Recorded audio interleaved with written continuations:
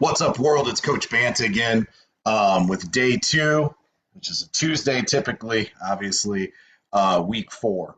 When we're looking at our training, this is going to be similar to what we did last week on Tuesday. This is our quote unquote tempo day. Now, one of the things I want to point out to you guys as we discuss this tempo day is that obviously it's hard for athletes to give you the desired effort and pace. So one of the strategies that we've done is we'll jam reps together and then we'll give them a bigger rest in the middle and then finish with a shorter rest. Now, the strategy to do this is we like to do these banana style. So what I'll do is I'll stand at the 50-yard line at the football field, and I'll have the athletes start there, and I'll have them run 200 meters around the track to the other side, which is typically near the 50-yard line on the football field. Now, why is that good? Well, if you've got 3 or 4 groups going and you're giving them 2 minutes rest in between, that can be really, really tight. And if you're looking at your sprinters trying to run in the low 30s, you don't have a lot of time in between. So you can kind of run 3 groups, talk to them, and then set them back off on their intervals again, boom, boom, boom, boom, boom, between those 3 or 4 groups. Now, one of the things I will do if I'm training smaller groups, which is something that's really important to talk about when we're talking about sports psychology, is I will communicate with my athletes between each rep. And you got to talk to them between each rep. Not only, like I talked about last time when I went live, that you need to make sure that you're not letting the athletes sprawl out on the ground. Well, that's certainly important when you're dealing with incomplete recoveries because literally the athletes don't have enough time to recover. And that's the point of this particular workout is that you're building up that waste product, you're building up that poison, building the body's ability to buffer it. But the other thing I want you to think about is when we run these 200s, eventually when we get to goal pace, we run these 200s at the back end 200 pace of a 400. So whatever that first 200 is usually going to be about a second and a half slower than an all-out 200. So it's still really fast for the first two of a 400. But in the second 200, the back end of the 400, it's going to be about 2 seconds slower than that. So it's about 3.5 seconds slower than their best 200. So what we try to do is figure out that time, get a split, and then we try to have our athletes run that over and over and over again. So it becomes like clockwork. It's something that they're able to do. It's something they're able to compete at. It's something they're able to finish at. Now, when I'm talking to my athletes between different reps and sets, from a sports psychology standpoint, you need to be talking to them. You need to be joking with them. You need to talk about funny things that happen throughout the day. You need to be finding athletes who are doing a good job and telling them they're doing great. You need to talk to athletes who are maybe not doing things technically that you want or are not giving you the effort or not hitting the times that you need. And it's not because they're fatigued. It's just because maybe they're just not feeling it that day. And that's where, we look at the idea of the critical mass system versus feed the cats. In the critical mass system, you're going to have to implement every tool you have to get the athletes to do the work. That's the challenge. The challenge isn't to find the least common denominator.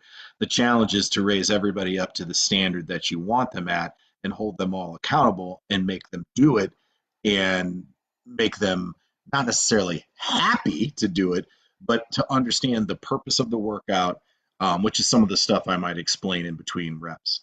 The other thing you need to do is you need to talk to your athlete between reps, and this goes for any workout. You need to discuss, okay, hey, this first rep, we're not blowing it out, we're not racing. The expectation is for you to hit the percentage of effort to hit the time.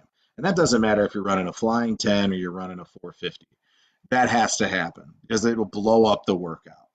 And then from there, you want to talk to your athletes about being consistent. And typically one of the things that you'll see and that I kind of have to do in the front end of the workout from a discussion point is I have to remind my athletes that no matter what, the first 30 or 40 meters needs to be the same, no matter what distance, no matter what effort, no matter what length of run. It needs to be acceleration, max push, strong, explosive. And then after 40 meters, settle into your rhythm and pace, depending on what you're trying to have them run and the purpose of the distance in which you're having them run. But always that first 30 to 40 meters needs to be the same. Then When you get to the middle of the workout, we not only want to talk about being consistent, but as we move through, when you get to that second to last rep, you want to talk to your athlete about this is the mental rep. If you find an athlete, typically a sprinter is going to screw up or really drop the pace to a level that's unacceptable, typically right before the last rep. Second to last rep, that penultimate rep, we always talk about it being the mental rep. And then the last rep, we know it's going to be fast, but we don't want the sandbagger, the kid that's just going to sit there and hold out, hold out, hold out, and then try to blow everybody's doors out on the last one. With sprinters, you find that all the time. You have the kid that runs way too fast at the beginning and the kid that runs way too fast at the end and held things back. So what we look to do and what I expect is that penultimate rep is the mental rep. And then the last rep is, last one, fast one, but absolutely no racing. We tell kids all the time, if somebody comes up and challenges you, you should not be switching gears. You should be already at that gear in the first place. You're not to race them, because when we start to race and you're trying to switch gears at the last rep of a workout, you're very likely going to get hurt. So the idea is we want the consistent effort and the expected time and effort over the distance throughout. And those are things we talk about. The other thing that we talk about a lot when we get into these workouts is we talk about the idea of a mantra. Now, mantras shouldn't be more than pretty much 8 things you say to each other, because most people's workable, quick memory is about 7. That's why if you look at phone numbers back in the day, when we didn't have to worry so much about area codes, um, that they're 7 digits. And the reason why that is because it's easy. And then, by the way, we break them up into 3 and 4 because it's even easier to remember 3 and 4. So when we do a mantra, typically one of the things when things are going tough or you're putting them in a workout that's challenging mentally, we talk about how we want them to say to themselves, my athletes, my teammates respect me, my coaches care about me, I'm prepared, I'm ready, I believe in me, let's go. And something to the effect of that. And we build that mantra in, and we like to have the kids actually build their own. And then obviously, if we see something we don't like, we'll work through it with them and kind of change it so that it's really positive and that it's growth mindset, not famine mindset or scarcity mindset. We want to be growth mindset all the time when we're talking about that. And that's stuff that we want them to be thinking while they're working through the workout. Now, another thing, I am talking while the athletes are running, and I'm watching them as they're moving through. So I'm not paying attention to the stopwatch until after they've all crossed and I've clicked through my stopwatch, but I'm paying attention to what they are doing as they're moving through the workout. And that really, really, really helps us. And because I have it in the middle of the field as opposed to one corner to the other corner, I don't have to sprint all out. I literally just have to walk across the middle of the field to get the times. It makes things a lot easier for me. I'm not on the run. I can watch them through the effort, walk safely across the field, and communicate with all of them. The other thing we do on the 200s is we go the right way and the opposite way around the track. And we do that to build the muscles, to limit injury, and so that the body doesn't get overused in one side and you get hamstring injuries or an IT band injury or an adductor injury, which happens commonly a lot on a sprinter's inside left leg, due to the fact that it gets overly used in an awkward motion running around a curve. So what we do is we'll run counterclockwise and clockwise on the track to deal with that problem on a tempo day where it's not all out. You're not worried about a kid doing something silly by hurting themselves because it's an 85% effort. Now, the other thing that we didn't talk about previously when it comes to tempo, and specifically these workouts that we're looking at here for most of the athletes in my training plan on this particular day, you'll notice that it's kind of tempo-y for my distance kiddos, it's tempo-y for my 300-meter kiddos, it's tempo-y for my hurdlers. Again, we talked about lining all the themes up last time. But the other thing that's really important for you to think about when we discuss this is we don't talk about weight with our athletes. Like, I coach females. I'm not going to talk to them about their weight. We talk about fitness, right? Body composition, fitness. That's what we'll discuss, maybe.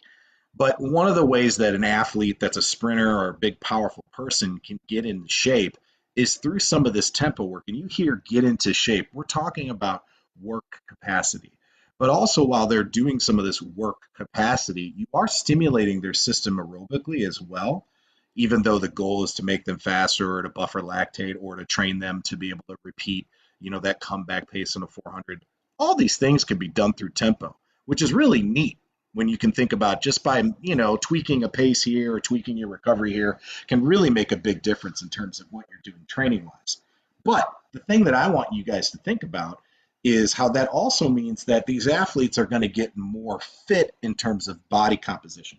So if they are carrying a little bit more weight than they might need to have, as a speed power person, these type of workouts will, at the end of the year, get them into a point where they'll be at the proper fitness level from a body composition point. Because, like Maurice Green, he was 205 pounds, I think, when he broke the world record in the 100-meter dash. Well, a person his height, that's considered typically obese. So we're not so worried about weight.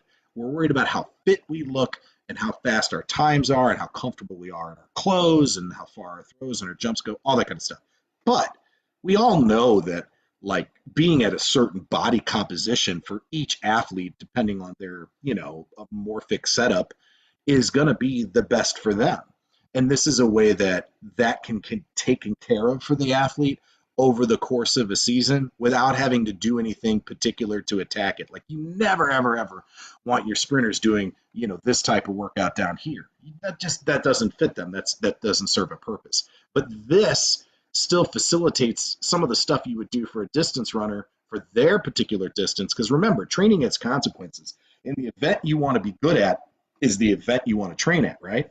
So for a sprinter, this is kind of the same idea as what a distance runner would be doing or the hurdler would be doing down here on the same day. Now, we also back it up at the end with some plyometrics. Again, these are low-level plyometric work. This is your in-place stuff. And we're probably going to go to the weight room on this day. I typically weight lift when I can on a Tuesday, Thursday, and if I have practice on a Saturday, we'll lift on a Saturday as well. 3 times a week in the regular season, 4 times a week in the winter. But one of the things, if you feel after the plyometric cool down, you still need more work.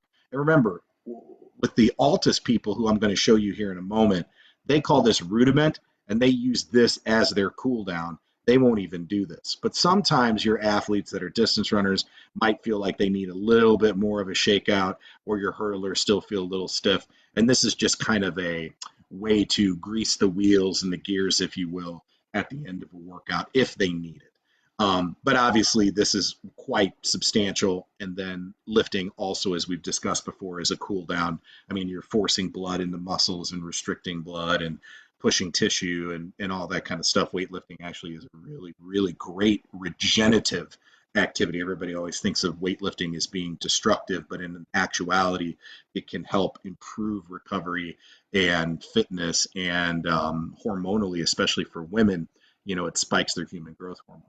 Now, the quote of the day, I think, is really important if you think about it. So the key is to keep company only with the people who uplift you, whose presence calls forth your best. Now, we're alone. We can't really be around people. So who are the people that are in your circle? How much have they uplifted you this week? How much have they called you, communicated with you, reached out to you? How many people checked in on you to see that you're okay? How many friends have you talked to besides playing video games with them or Snapchatting? Having a real conversation with your mouth and not your thumbs.